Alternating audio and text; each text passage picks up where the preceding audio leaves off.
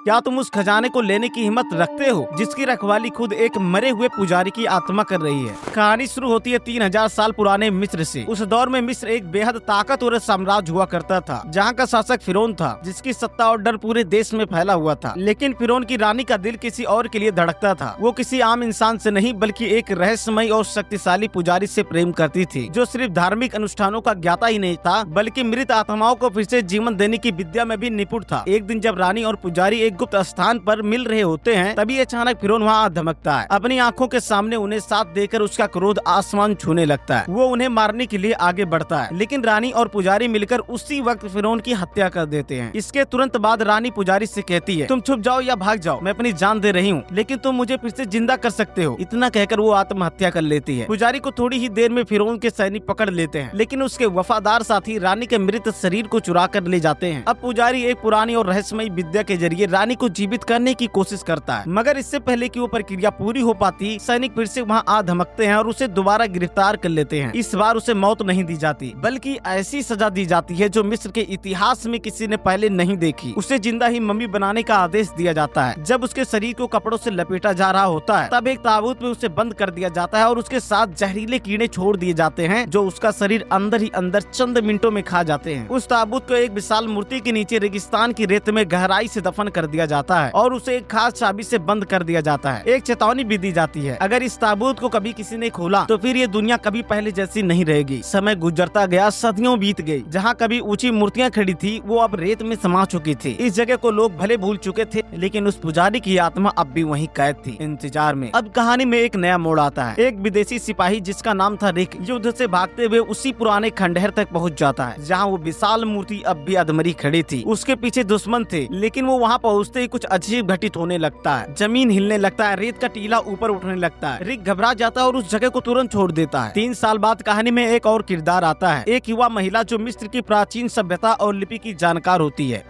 उसका नाम है एवलिन। एवलिन का भाई एक दिन खुदाई से मिली एक रहस्यमयी वस्तु उसके पास लाता है। एवलिन उस अजीब वस्तु को गौर से देखती है और धीरे धीरे उसे खोलती है। जो सामने आता है वो सिर्फ कोई आम चीज नहीं, बल्कि एक खास चाबी होती है। वही चाबी जिससे सदियों पहले उस ताकतवर पुजारी का ताबूत बंद कर दिया गया था। और साथ ही मिलता है एक पुराना नक्शा, जिस पर उस जगह का संकेत था जहाँ उसे दफनाया गया था। एवलिन का दिल तेजी से धड़कने लगता है। वो तुरंत अपने लाइब्रेरी के चीफ के पास जाती है और मदद मांगती है। वो पूछती है, क्या आप मेरी मदद कर सकते हैं? चीफ घबराते हुए जवाब देता है, उस जगह जाना खतरे से खाली नहीं है, जो गया कभी नहीं लौटा। वो आगे कहता है, ये सब एक काल्पनिक कहानी है, ऐसी कोई जगह असल में नहीं है। लेकिन एवलिन जवाब देती है, हो सकता है ये भी एक अफवाह हो, जो वहाँ जाता है वो मरा हुआ वापस आता है। फिर उसी वक्त उसका भाई वहाँ पहुँचता है। एवलिन उससे पूछती है, सच सच बताओ, ये चाबी तुम्हें कहाँ से मिली? भाई थोड़ा हिचकिचाते हुए जवाब देता है, मैंने ये एक कैदी से चुराई थी। वो एक विदेशी सैनिक था, इस समय जेल में बंद है। उसका नाम रिक है। अब दोनों जेल जाते हैं रिक से मिलने। वो उससे पूछते हैं, तुम्हें इस जगह के बारे में कैसे पता? रिक मुस्कुराते हुए कहता है, मैं तुम्हारी मदद करूंगा, लेकिन एक शर्त पर। आज मेरी सजाए मौत तय है। अगर तुम मुझे इस सजा से बचा लो तो मैं तुम्हें उस जगह तक ले चलूंगा। एवलिन जल्लाद से कहती है, अगर हम उस जगह से खजाना ढूंढ पाए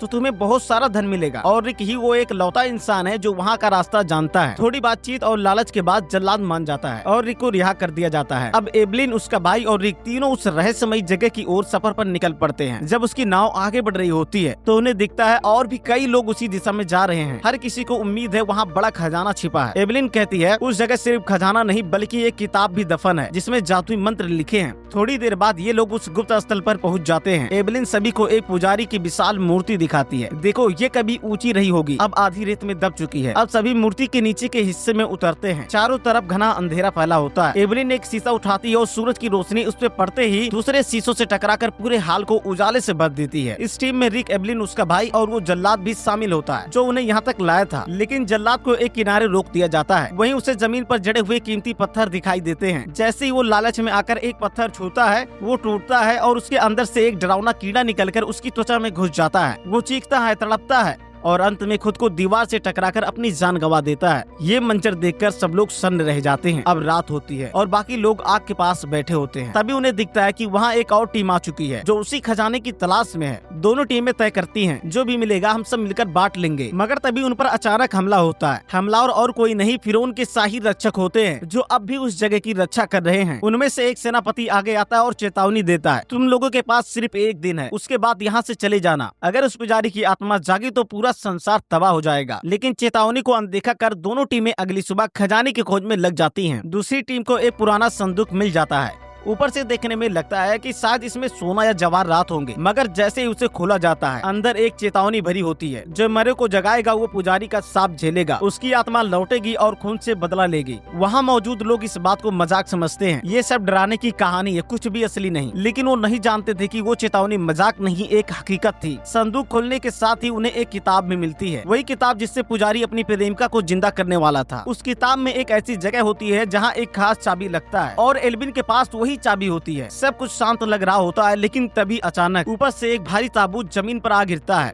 जैसे कोई सदियों पुरानी कैद अब टूटने वाली हो। जब वो सभी उस ताबूत को देखते हैं तो पाते हैं कि उसमें भी चाबी लगाने की एक खास जगह बनी हुई है। एल्विन वही चाबी लगाकर उसे धीरे धीरे खोलती है। ताबूत खोलते ही एक गाढ़ा सा धुआं बाहर निकलता है और फिर दिखती है एक सड़ी गली काली मम्मी, जिसका शरीर जैसे सदियों से मिट्टी में सड़ रहा हो। एल्विन दंग रह जाती है, मैंने आज तक इतनी डरावनी लाश नहीं देखी। रात को जब बाकी सब लोग सो रहे होते हैं, एवलिन वो किताब लेकर रिक के पास जाती है। वो कहती है ये वो किताब नहीं है जिसे मैं ढूंढ रही थी, शायद ये काले जादू की किताब है। वो अपनी चाबी से किताब को खोलती है। अंदर अजीब भाषा में कुछ मंत्र लिखे होते हैं। जो मरा है वो फिर से उठ खड़ा हो। जैसे ही वो मंत्र जोर से पढ़े जाते हैं, ताबूत में पड़ी मम्मी की आंखें खुल जाती है। वो हिलने लगती है और अचानक जिंदा हो जाती है। इसी के साथ चारों ओर से कीड़े मकोड़े रेंगते हुए बाहर आते हैं और वहाँ मौजूद लोगों पर हमला कर देते हैं। इस अफरा तफरी में एवलिन सबसे अलग हो जाती है। इधर जिंदा हो चुकी मम्मी सबसे पहले उस आदमी के पास पहुंचती है जिसने चेतावनी के बावजूद वो बॉक्स खोला था। वो उसकी आंखें निकाल कर खुद में लगा लेती है, क्योंकि उसकी खुद की आंखें गल चुकी थीं। अब उसकी नजर एवलिन पर पड़ती है। वो उसकी ओर बढ़ती है। रिक तुरंत उस पर गोलियां चलाता है, लेकिन उन गोलियों का मम्मी पर कोई असर नहीं होता।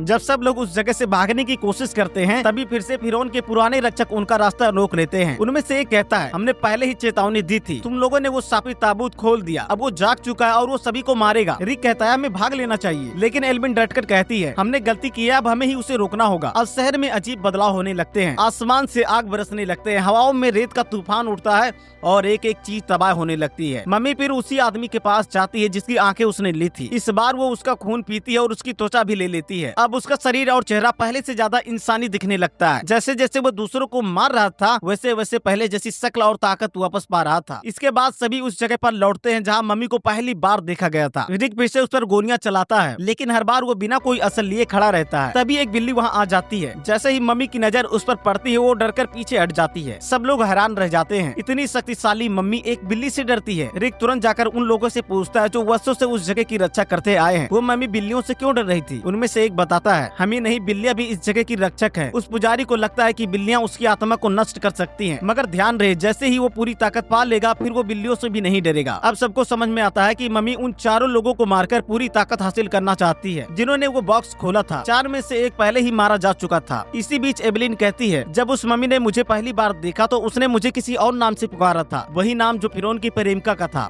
रक्षक कहते हैं, हाँ वो तुम्हें उसी की तरह देखता है। उसकी सबसे बड़ी चाहत यही है, अपनी प्रेमिका को वापस दुनिया में लाना, और इसके लिए वो तुम्हें बलि चढ़ाएगा। इधर चार में से एक शख्स डर के मारे भाग जाता है। उसके पास वही काले जादू की किताब होती है जिससे पुजारी अपनी प्रेमिका को जिंदा करना चाहता था। रिक और बाकी लोग उसका पीछा करते हैं, लेकिन जब वो वहाँ पहुँचते हैं तो देखते हैं कि मम्मी पहले ही वहाँ पहुँच चुकी है और उसे मार कर वो किताब हासिल कर चुकी है। अब मम्मी तीसरे आदमी की तलाश में निकलती है और उसे मार गिराती है। अब उसकी शक्ल, उसकी त्वचा, उसकी चाल सब कुछ किसी सामान्य इंसान जैसे लगने लगता है। वो अब पूरी तरह इंसान की तरह दिखने लगता है, मगर अंदर से वो अब भी एक शापित आत्मा है। रात के अंधेरे में वो धीरे धीरे एवलिन के कमरे तक पहुँचता है। अपने शरीर को रेत में बदलकर वो दरवाजे के नीचे से अंदर घुसता है और एवलिन के बिस्तर के पास आकर चुपचाप बैठ जाता है। तभी अचानक रिक वहाँ आ धमकता है, दरवाजा तोड़ते हुए अंदर घुसता है। उसके हाथ में एक बिल्ली होती है, क्योंकि उसे पता होता है कि उस तांत्रिक को बिल्लियों से बेहद डर लगता है। रिक एवलिन को वहाँ से बचा लेता है और फिर कहता है, जिस विधि से इसे इस दुनिया में वापस लाया गया है उसी किताब से इसे फिर से मिटाया भी जा सकता है। लेकिन वो किताब है कहाँ? कई पुराने निशानों और संकेतों की पड़ताल करने के बाद एवलिन को पता चलता है वो किताब, जिसे गोल्डन बुक कहा जाता है, दरअसल उस मूर्ति के नीचे छिपी हुई है जो इस जगह के ठीक विपरीत दिशा में है। अब जैसे ही रिक, एवलिन और उनके साथी उस दिशा में बढ़ते हैं, उन्हें पता चलता है कि अब लगभग सभी लोग उस तांत्रिक के बस में आ चुके हैं, क्योंकि वो जान चुके थे कि वो फिर से जिंदा हो चुका है और अगर उसकी बात नहीं मानी तो उनका अंत निश्चित है। तभी तांत्रिक खुद आकर एवलिन से कहता है, मेरा हाथ थामो, सब कुछ पहले जैसा हो जाएगा। एवलिन को मजबूरी में उसका हाथ पकड़ना पड़ता है, लेकिन तांत्रिक उसे धोखा देता है और उसे अपने साथ ले जाता है।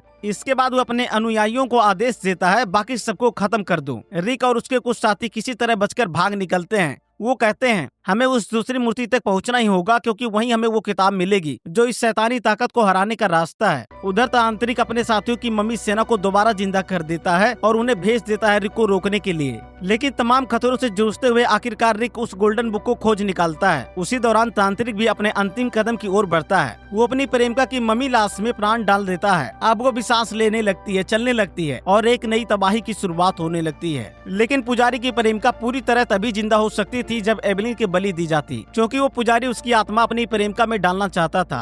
तभी अचानक एवलिन का भाई वहाँ पहुँच जाता है गोल्डन बुक के साथ। लेकिन अब समस्या ये थी कि उस किताब को खोलने की चाबी पुजारी पहले ही एल्विन से छीन चुका था। इसी बीच मम्मियों की एक भारी फौज वहाँ आ धमकती है। एवलिन जल्दी से अपने भाई से कहती है इस किताब में जो भी जादुई मंत्र है पढ़ो, ताकि इन मम्मियों को रोका जा सके। लेकिन तभी पीछे से पुजारी की प्रेमिका, जो खुद एक मम्मी बन चुकी थी, एवलिन पर हमला कर देती है। इधर दूसरी तरफ मम्मियों की सेना एवलिन के पीछे लग जाती है, पर एवलिन का भाई लगातार किताब से मंत्र पढ़ता रहता है। आखिरकार मंत्रों की ताकत से वो मम्मी सेना ठहर जाती है और जैसे उसे आदेश मिलता है पुजारी की प्रेमिका को खत्म कर दो, वो सभी मम्मियाँ उस पर टूट पड़ती है। ये सब देखकर पुजारी बुरी तरह से बौखला जाता है और गुस्से में आकर एवलिन के भाई का गला पकड़ लेता है। तभी पीछे से रिक जोरदार हमला करता है। उसी मौके का फायदा उठाकर एवलिन का भाई पुजारी से वो चाबी छीन लेता है और वो किताब और चाबी लेकर जल्दी से अपनी बहन के पास पहुँचता है। दोनों मिलकर गोल्डन बुक को खोलते हैं। उधर पुजारी रिक को खत्म करने के लिए बढ़ता है, लेकिन तभी एवलिन उस किताब से मंत्र पढ़ना शुरू कर देती है। जैसे ही मंत्र पूरा होता है, कुछ अदृश्य शक्तिशाली आत्माएं वहाँ प्रकट होती हैं और सीधा पुजारी के शरीर से होकर गुजर जाती हैं। वो उसकी सारी ताकत खींच लेती है। अब वो बस एक आम इंसान बन चुका था।